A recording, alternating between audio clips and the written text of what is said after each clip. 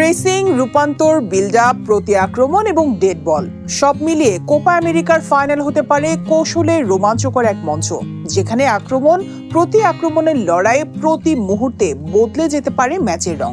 একদিকে Lionel স্কালোনির সর্বজয়ী Argentina যেমন অপ্রতিরোধ্য এক দল, তেমনি নেস্তর লরেনৎসোর কলম্বিয়াও আছে নিজেদের সেরা সময়ে। ফলে ফাইনালের লড়াইটা যে সমান সমান হয়ে উঠবে তা বলাই যায়। ম্যাচে মূলত ভাগ্য গড়ে দিতে পারে ছোট ছোট বিষয়গুলো, ন্যূনতম ভুলের জন্য দিতে হতে পারে বড় মাশুল। তাই দুই কোচের কৌশলের উপর নির্ভর করছে অনেক কিছু। আর্জেন্টিনার ফাইনাল মানে আনহেল ডি মারিয়ার বীরত্ব।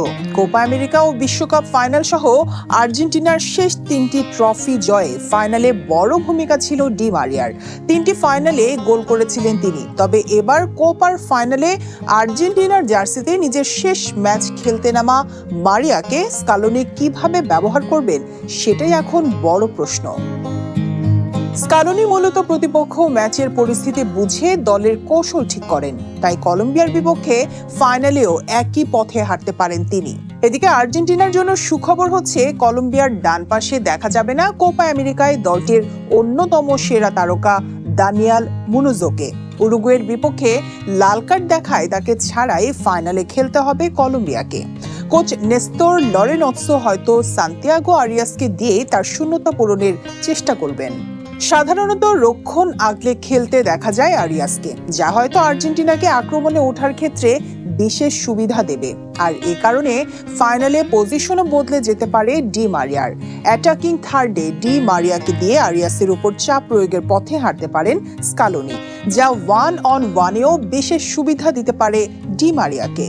এদিকে এখন পর্যন্ত কোপা আমেরিকার সেরা খেলোয়াড় বললে সবার আগে আসবে হামেস রদ্রিগেজের নাম। ফাইনালেও কলম্বিয়ার আক্রমণ ভাগ্যের মূল ভরসা হিসেবে মাঠে থাকবে তিনি।